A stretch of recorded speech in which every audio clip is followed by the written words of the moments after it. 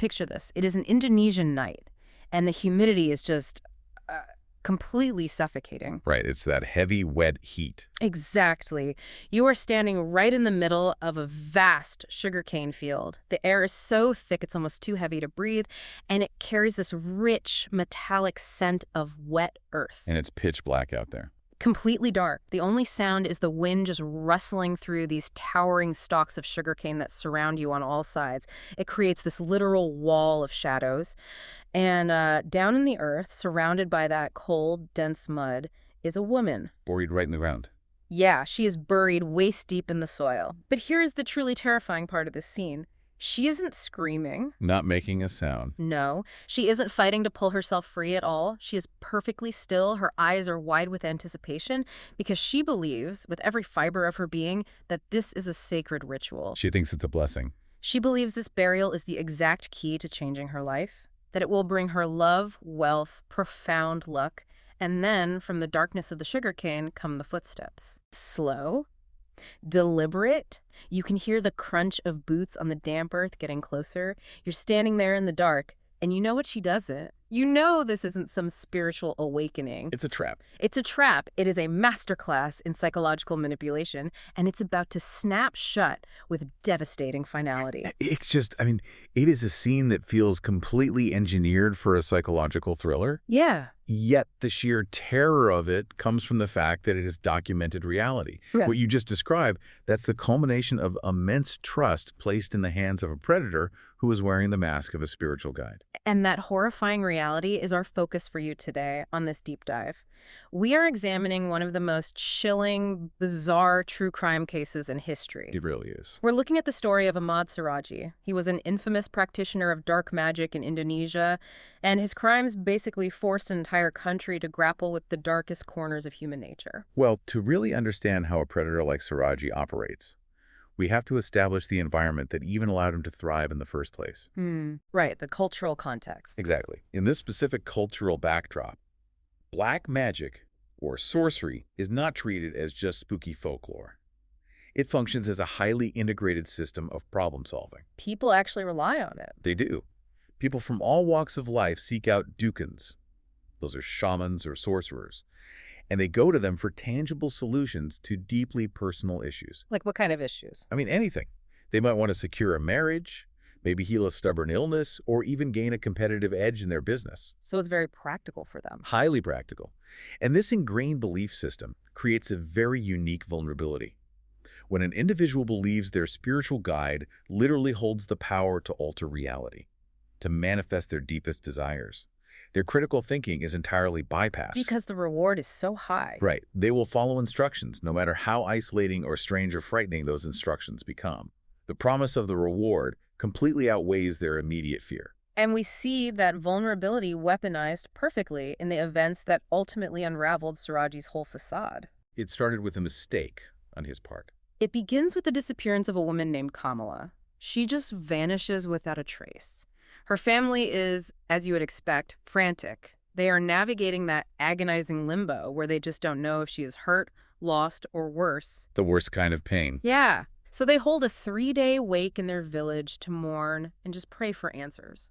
And sitting right there in the very center of the grieving family for those 3 days, pouring tea and offering prayers, is Ahmad Suradji. I mean, think about the psychological compartmentalization that takes. He used the family's grief as an active form of camouflage. Hiding in plain sight. Exactly. He knew the authorities were beginning to look in his direction, so he positioned himself as the absolute pillar of the community. He was comforting Kamala's parents, playing the role of the benevolent spiritual leader. And they bought it. Completely. To the family, he was a revered figure. The mere suggestion that he could be involved in her disappearance was offensive to their worldview. It's chilling to think about him drinking their tea, knowing full well he's the reason they are crying. But while he was doing that, the police were taking a very different approach. They weren't blinded by his reputation. No, they ignored his social standing completely. They focused entirely on the timeline of Kamala's last known movements. And several witnesses came forward with a crucial, undeniable piece of information. The turning point. Yes. Before Kamala vanished, she told them she was heading to Suradji's house to request a magical favor. That specific detail is what transformed Suradji from a prominent community member into the prime suspect. She went to him seeking his supposed supernatural abilities. It was a direct link? Right. The investigators suddenly realized his role as a sorcerer wasn't just his job, it was his modus operandi. They had a causal link between his spiritual practice and her disappearance. So the police bring him in for questioning. You can imagine the tension in that interrogation room. It must have been palpable. Absolutely. Investigators are pressing him on the witness statements, breaking down the timeline, cornering him with the fact that Kamala's final destination was his doorstep. And under that intense pressure, the respected sorcerer finally cracks. But not the way they expected. Not at all. The confession he offers leaves the investigators staring into an abyss they were entirely unprepared for. He doesn't just confess to the murder of Kamala. No, he details a sprawling, multi-year campaign of violence. He confesses to killing more than 42 women, ranging in age from 17 to 50, all within that single village's surrounding area. 42 women.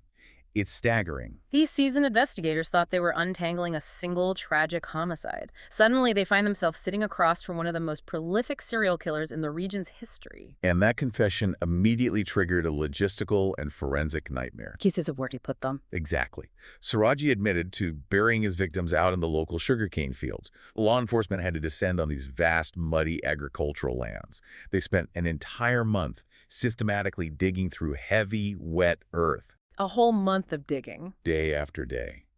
Dozens of officers pulling over 42 bodies and skeletal remains from the mud, all while working through brutal monsoon conditions. I mean, the environment alone would have been catastrophic for preserving any kind of evidence. It was.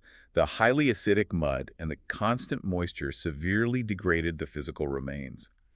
Gathering standard forensic data like time of death or specific trauma became nearly impossible for many of the older victims. And then there's the issue of figuring out who they all were. Right, compounding the forensic challenge was the issue of identification.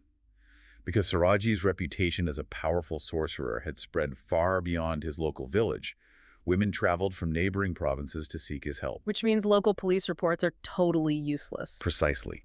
They couldn't just check the immediate area's missing persons log.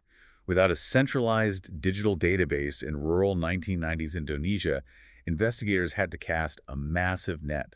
So they are doing all of this manually. Pure manual labor. Sweeping cross-references of missing women across multiple regions, trying to match dental records and personal effects pulled from the mud to families hundreds of miles away. It was a staggering undertaking. That sheer volume of victims, 42 women, really forces us to look backward. Because a killing spree of that magnitude doesn't just happen overnight. It requires an inciting incident. There's always a trigger. Always. For Suradji, that incident supposedly happened in 1988, and it ties directly back to his father. Suradji inherited his profession from his father, who was a famous and highly sought-after sorcerer. Big shoes to fill. Very big. Suradji took over the practice, but according to his own confession, he felt overshadowed. Then, in 1988, he claimed the ghost of his dead father appeared to him with a set of instructions. The vision he described represents a dark descent into delusion and pathological ambition. What did the ghost tell him? The ghost allegedly told him that to become the most powerful sorcerer in Indonesia, to possess the ultimate ability to command the devil to grant his magical requests, he had to fulfill a specific demonic quota. A quota? Yes. The instructions demanded that Suradji murder more than 70 women and consume their saliva. Consuming the saliva is just such a specific, visceral, horrific detail. It is. It taps into very old occult tropes of consuming a victim's life essence. Wow. But paired with his specific psychological profile, it reveals a profound insecurity. Because of his father. Right. He was burdened by the generational legacy of a legendary father. He wanted ultimate power in the underworld to validate his status in the living world. By taking these lives and consuming their essence, he literally believed he was physically leveling up his spiritual authority. It is a stark example of how a deeply held delusion can entirely overwrite a person's humanity. He turned human lives into mere stepping stones for power. Just fuel for his own ambition. Now, the timeline of these murders shows this wasn't a sudden frantic spree. It was a sustained, calculated campaign that spanned years. But interestingly, there was a period where he paused. He took a break from the killings. He did. He stopped for a while. But then, he claimed he started to feel his magical influence waning. He felt his power slipping away. So to renew his supernatural authority, he decided to resume the hunt. Only this time, he required assistance. He couldn't do it alone anymore. Right, he brought in accomplices. He enlisted his 2 wives. They both lived with him in the same house. The mechanics of bringing your spouses into a mass murder operation, it requires a deep dive into the anatomy of complicity. It functions very much like a microcosm of a cult. How do you normalize that kind of abnormal behavior in a home? According to the investigation, Suradji utilized a potent combination of psychological dominance, fear of his supposed magic, and sheer financial dependency. Because he was the sole provider. He was making significant money from his sorcery practice. He sat his wives down, explained the ghost's prophecy, and warned them his fading powers threatened their livelihood and their status in the community. So he made it their problem too. Exactly. Over time, through isolation and manipulation, he eroded their moral boundaries. They transitioned from wives to active recruiters. They used their position as women to build trust with desperate, vulnerable clients, eventually luring them right into Suradji's home. They literally became the bait. Yes. And as this horrifying family business scaled up, Suradji's methods evolved. Digging 42 graves in dense, muddy soil is grueling physical labor. Prioritizing his own convenience, Suradji decided the process of killing someone and then burying their lifeless dead weight was just too exhausting. It's sickening how practical he was about it. It really is. He innovated a new method, which brings us all the way back to that terrifying scene in the sugarcane field we talked about at the start. His solution is a profound demonstration of psychological control.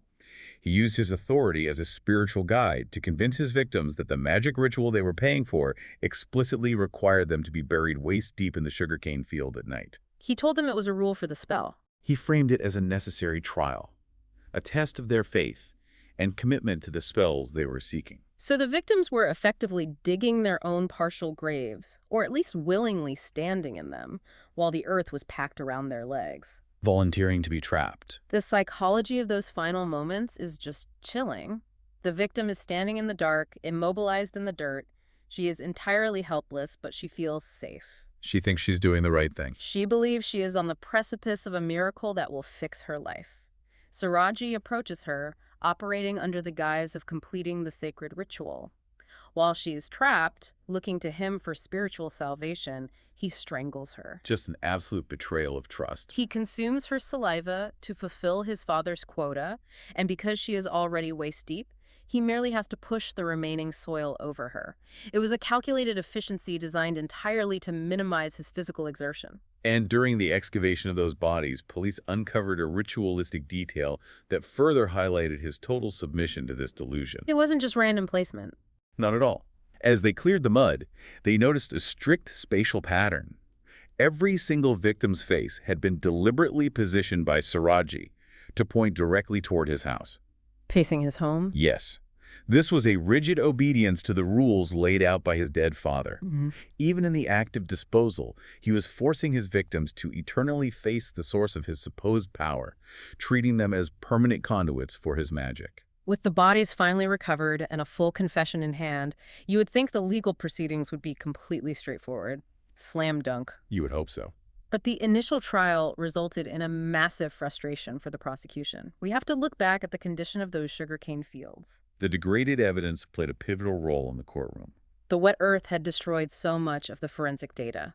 Establishing the precise cause of death for the older remains was incredibly difficult, and the defense capitalized on this lack of ironclad physical proof. They used the mud to their advantage. They did.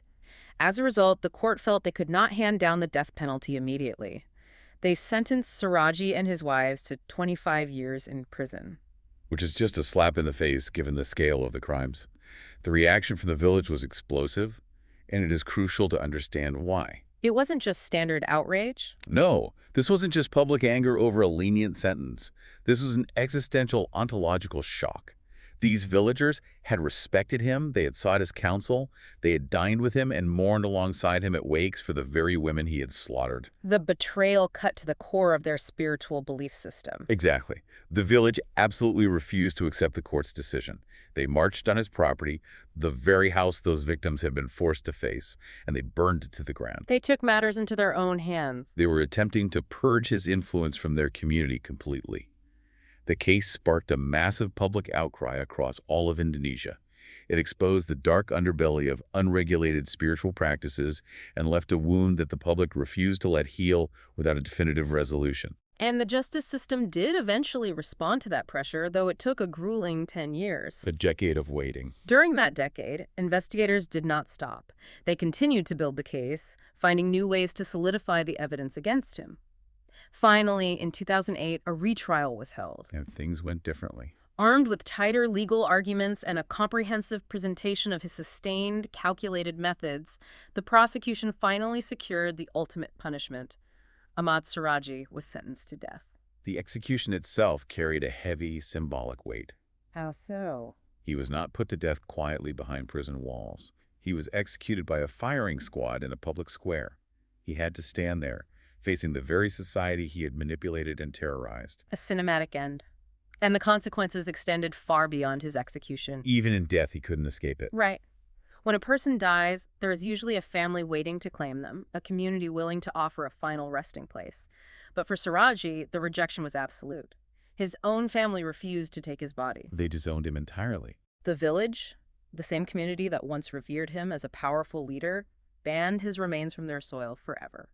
They successfully petitioned to ensure he could not be buried anywhere near them. He had to be transported over 50 kilometers away and buried in an unmarked grave, in total isolation. A man who murdered dozens of women in a quest for eternal recognition and power ended up entirely erased by his own people. It is a fitting end for someone who viewed human life as expendable currency. Absolutely. It brings a definitive close to the timeline of Suradji's crimes, but the case leaves behind a psychological paradox that we want you to consider. This is the part that really stays with you. It really does. Throughout his confessions, his interrogations, and his trials, Suradji maintained one very specific claim. He insisted that his magic actually grew stronger with every murder he committed. He genuinely believed the demonic quota was working. But here is the unsettling part. The villagers agreed with his assessment. Yes. Before they knew he was a serial killer, during the very years he was actively burying women in the sugarcane fields, the locals swore his spells were working flawlessly. People who went to him for love, for wealth, for luck, they reported getting exactly what they asked for. His reputation as a miracle worker peaked at the exact same time his killing spree was at its most prolific. It forces us to ask a deeply uncomfortable question about the mechanics of belief. Was his growing power and the reported success of his spells simply a massive placebo effect? A self-fulfilling prophecy? Right.